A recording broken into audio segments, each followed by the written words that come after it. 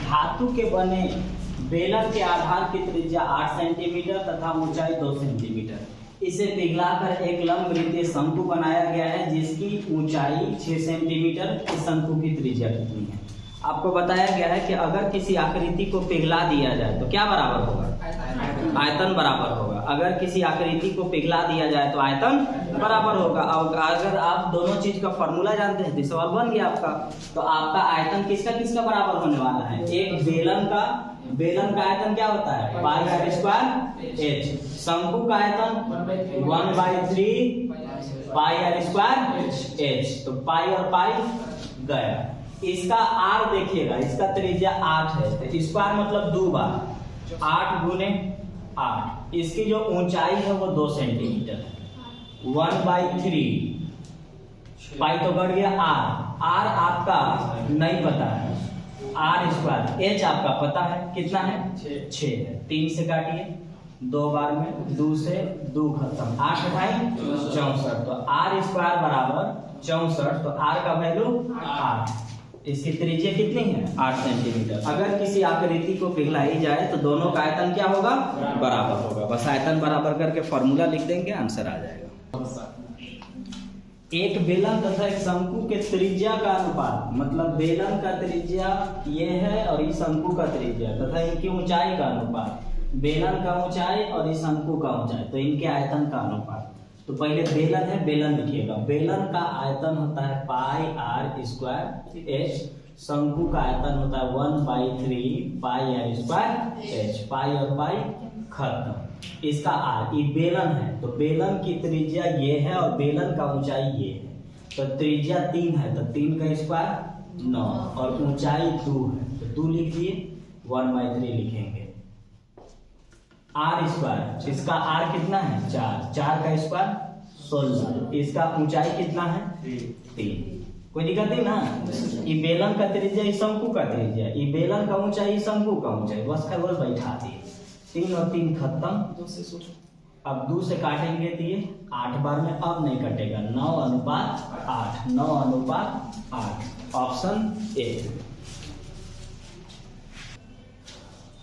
एक बेलनाकार पाइप का व्यास का आधा त्रिज्या होता है 5 mm है। इससे 10 मीटर प्रति मिनट की दर से पानी बाहर निकल करके एक शंकु आकार पर में गिरता है जिसके आधार का व्यास 40 सेंटीमीटर तथा ऊंचाई 24 सेंटीमीटर है। कितने समय बाद पानी बर्तन में भर जाएगा? भर किस में रहे हैं? शंकु में। पानी कितना अटेगा ये शंकु बताएगा, पानी कितना अटेगा ये शंकु बताएगा, और पानी कितना अटेगा को क्या बोलते हैं हम लोग? आयतन। तो इसका मतलब हमको शंकु का आयतन निकालना होगा। अब थोड़ा सही से देखिए, मान लेते हैं कि शंकु का जो आयतन है, आयतन माने हम लोग अपना भाषा में मान लेते हैं कि 100 लीटर भरता है। मान लेते हैं 100 लीटर भरता है। तो 100 लीटर अगर भरता है तो मेरे पास यहाँ बेलनाकार पाइप से पानी गिर रहा है। तो बेलनाकार पाइप से अगर गिर रहा है तो हम मान लेते हैं कि 1 मिनट में 10 लीटर भरता है। 1 मिनट में 10 लीटर भरता है। तो 100 लीटर भरने में कितना टाइम लगेगा? क्या किए हम? बड़ा वाला आयतन में छोटा वाला आयतन से भाग दिए। बड़ा वाला आयतन में छोटा वाला आयतन से भाग दिए। तो बड़ा वाला आयतन कौन बन रहा है? जिसमें पानी जा रहा है। तो इसका मतलब शंकु का आयतन पहले निकालिए। आयतन का मतलब अपना भाषा में क्या समझेंगे? उसमें पानी कितना अटता है। तो अब दूसरा चीज, अगर हम क्लियर पहले से हैं और ऐसे सवाल कई बार बनाए हैं तो हम लोग एक तरफ से नहीं लिखेंगे बल्कि डायरेक्ट अब अप्लाई करेंगे। अप्लाई कैसे करेंगे? तो अप्लाई हमको करना पड़ेगा तो यहाँ पर जो शंकु का आयतन है वो निकाल लेंगे और बेलन के आयतन से जब भाग देंगे तो पता चल जाएगा कि यह कई मिनट में भरेगा। शंकु के आयतन में अगर हम बेलन के आयतन से भाग देंगे तो हमको पता चल जाएगा कि कितना मिनट में यह टंकी भर जाएगा। तो शंकु का आयतन कहाँ जाएगा? ऊपर। शंकु का आयतन ऊपर और बेलन का आयतन नीचे। क्यों? क्योंकि बेलन का पाइप है। अगर इस पाइप से 1 मिनट में 10 लीटर अटता है तो शंकु मान लेते हैं कि 100 लीटर अटता है तो 10 मिनट लगेगा। इसका मतलब ऊपर में जाएगा शंकु का आयतन और नीचे में जाएगा बेलन का आयतन। चाल को क्या बताए थे? ऊंचाई। जो चाल देता है हर जगह नहीं, 3D में 3D में जो चाल आपका होगा वो किसका काम करेगा? ऊंचाई का काम करेगा। अब इसमें थोड़ा गौर से रखिएगा कि कहीं mm है, कहीं केवल मीटर है और कहीं सेंटीमीटर है। इस सबको एक रूप में लेके जाना पड़ेगा। तो पहले देखिएगा कि ज्यादा कौन है, तो ज्यादा आपको दिखाई दे रहा है सेंटीमीटर, तो हम सबको सेंटीमीटर में लेके चलते हैं। तो पहला हम क्या करेंगे कि हम ऊपर में शंकु का आयतन लिखेंगे। तो हमको कितना समय लगेगा, तो समय तो हम क्लियर कर दिए ना कि समय कैसे निकालते हैं। तो शंकु का आयतन, तो शंकु का आयतन 1/3 पाई r स्क्वायर h, शंकु का ही है ना।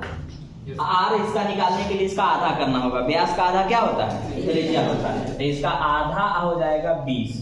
तो 1/3 पाई r स्क्वायर h, पाई r स्क्वायर यानी 20 दो बार, और इसका h दिया हुआ है हमारे पास 24 सेंटीमीटर। ये रहा शंकु का आयतन, मतलब इस शंकु में जितना पानी अटका होगा वो। और अब बेलन का आयतन लिखने जा रहा हूँ। बेलन का आयतन का मतलब 1 मिनट में वो कितना लीटर पानी भरता है।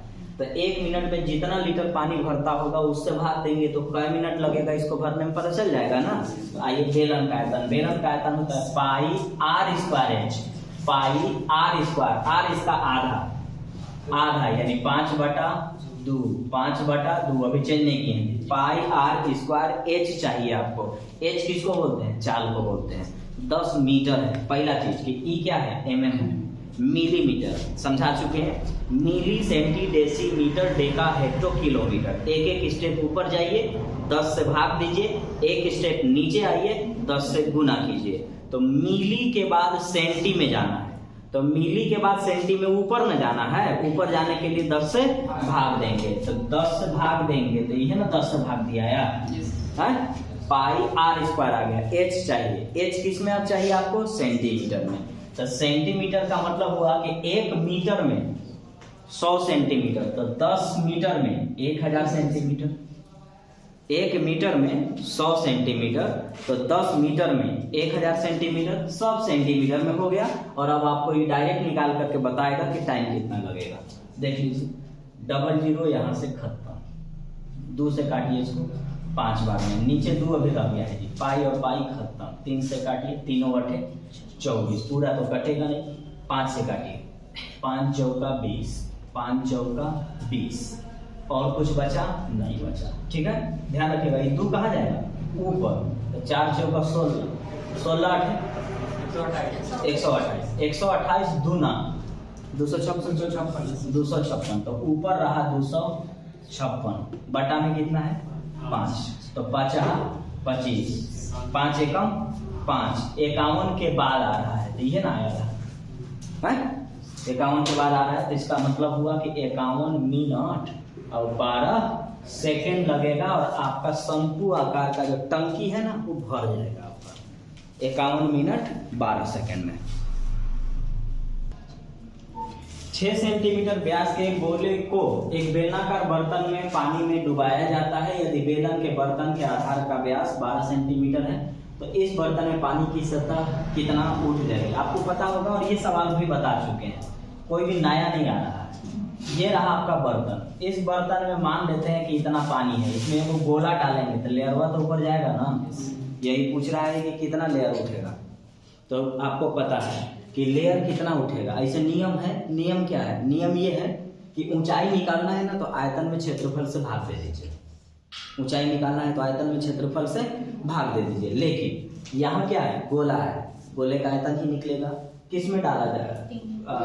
बेलन में। इसका आयतन ही निकलेगा, क्षेत्रफल नहीं निकलेगा। तो इसका मतलब है कि अब क्या करें? तो अब आपको क्या करना पड़ेगा कि अब आपको ये समझना पड़ेगा कि गोले का जो आयतन होगा, आयतन मतलब अपना हिसाब में क्या समझते हैं? वजन। अपना हिसाब में क्या समझते हैं? वजन। गोले का जो वजन होगा उतना ही ना ऊपर लेयर जाएगा। तो इसका मतलब वजन को हम लोग इस भाषा में क्या करते हैं? आयतन। तो इसका मतलब ये उतना ही पानी उठा पाएगा जितना इसका आयतन होगा।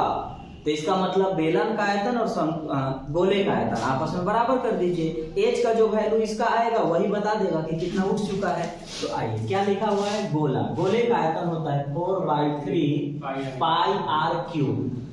4/3 पाई r क्यूब। व्यास दिया हुआ है। व्यास का आधा क्या होता है? त्रिज्या। इसका जो r होगा वो 6 का आधा 3 होगा। 3 का क्यूब क्या होता है 27।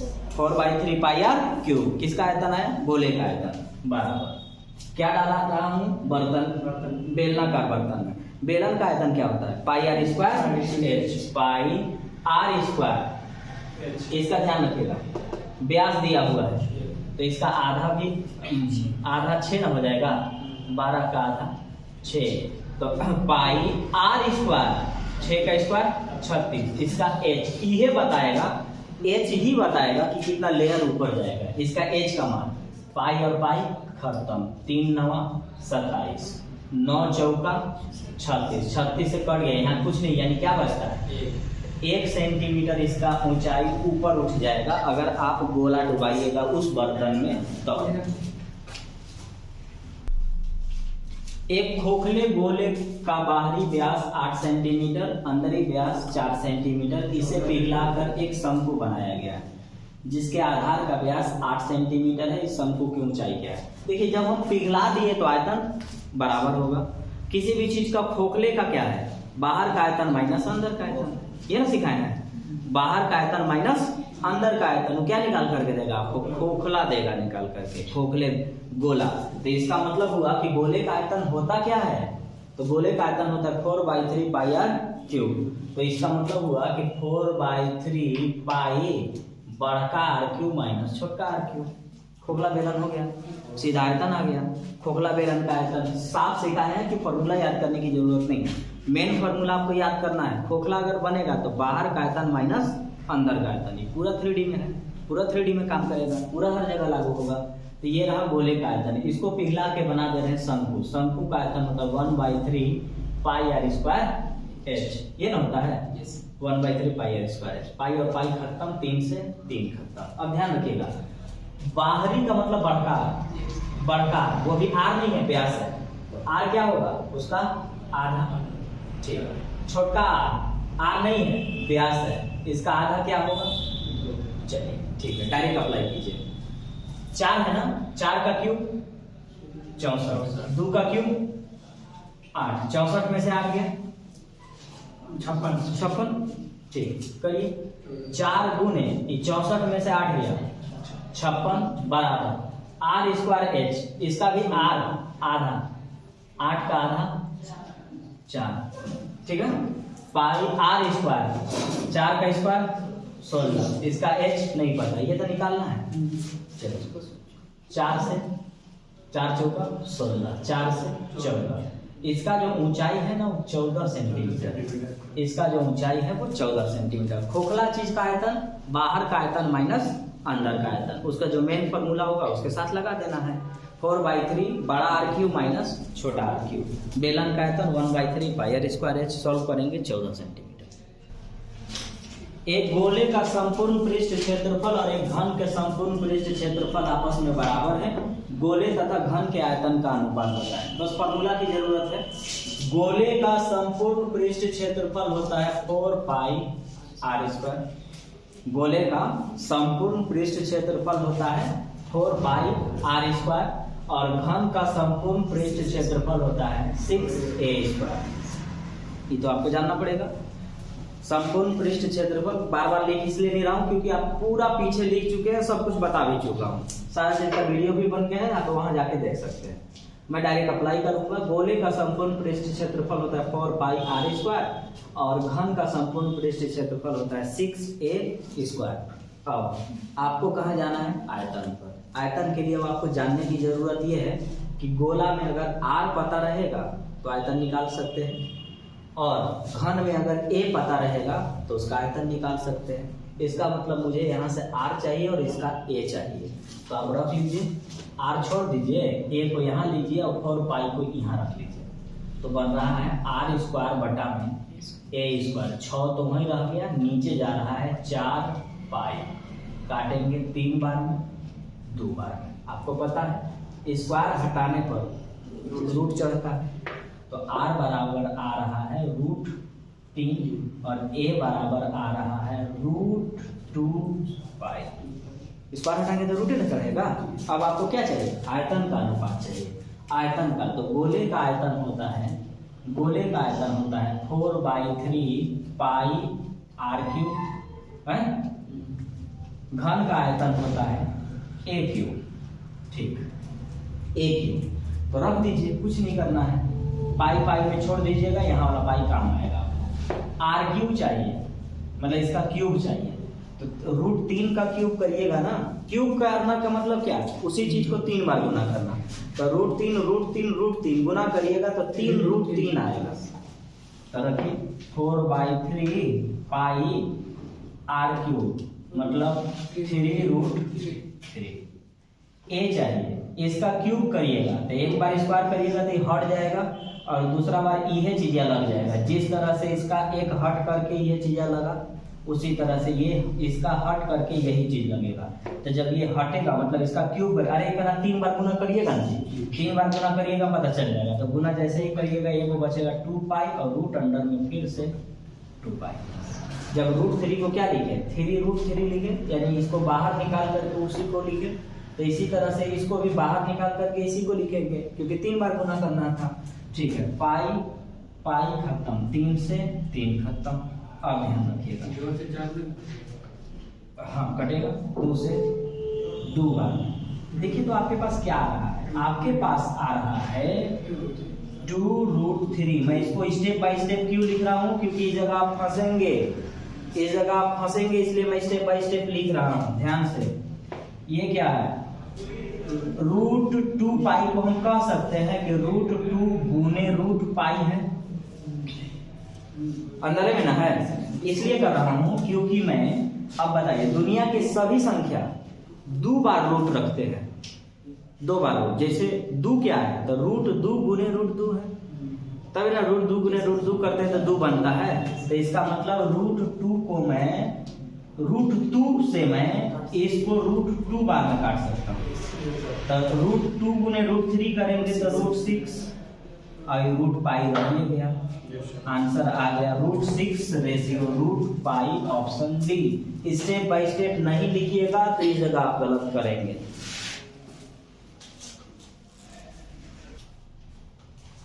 एक 49 गुने 33 गुने 24 सेंटीमीटर माप के लोहे का आयताकार टुकड़े को पिघलाकर एक गोला बनाना है। इस गोले की त्रिज्या क्या है, पिघला दिया, आयतन बराबर हो जाएगा। ये क्या है, घनाव। घनाव क्यों है, क्योंकि लंबाई गुने चौड़ाई गुने ऊंचाई है, तो ये घनाव है। तो घनाव का आयतन और गोले का आयतन को क्या कर देना है, बराबर कर देना है। क्यों करना है, क्योंकि पिघला दिए। तो घनाव का आयतन तो खुद आयतन में ही लिखा हुआ है। आयतन क्या होता है, लंबाई गुने चौड़ाई गुने ऊंचाई। तो ये आयतन था 49 गुने 33 गुने 24, घनाव का आयतन बराबर गोले का आयतन। गोले का आयतन होता है 4/3 pi r cube, 4/3 pi r cube. काट लीजिए, 4 से 6 बार में, 11 दूना 22, 11 तिया 33, 2 से 3 बार, 2 से 3 बार। और कुछ है नहीं। अब देखिए तो गौर से देखिएगा एक बात ना, या फिर मन है तो कहीं भी किसी भी और से, ये तो गुना होगा, ये तो गुना होगा। तो आपके पास गुना में क्या आया है, ध्यान रखिएगा, 3 तिया 9, ये 49 है, आपके पास 7 21 है। आपको क्या करना होगा ना कि या तो पूरा गुना करना होगा या हल्का सा कॉमन सेंस अप्लाई करना होगा। आर क्यूब है तो ये किसी ना किसी का क्यूब होगा। क्यूब का मतलब क्या है, 3 गो चीज होता है। तो 3 गो चीज होता है तो जोड़ा बना लीजिए ना, देखिएगा तो गौर से, 3 का जोड़ा, 3 तिया 9 तिया 27, तो 3 का क्यूब आएगा। तो आर कितना निकाल ले बाहर, एगो 3 निकाल लेते हैं। 7 का स्क्वायर 49 गुने 7, 7 का क्यूब बना देगा। तो यहाँ से एगो 7 निकाल लिए, बन गया कितना, 21 सेंटीमीटर। परेशानी खत्म। और नहीं तो फिर क्या करना होगा, फिर आप ऐसा काम करिए, गुना करिए, 1323 नहीं 91 आएगा। चलिए 49 गुने, फिर से लिख देता हूँ, 49 गुने 9 गुने 21 बराबर आर क्यूब। ये आएगा 9261 बराबर आर क्यूब। आर बराबर ये 9261 आपको पता होना चाहिए। नहीं पता होगा तो अभी जैसे बताया उसे करिए, गुना करेंगे तो 21 का क्यूब कितना होगा, 9261। आर आ गया 21 सेंटीमीटर।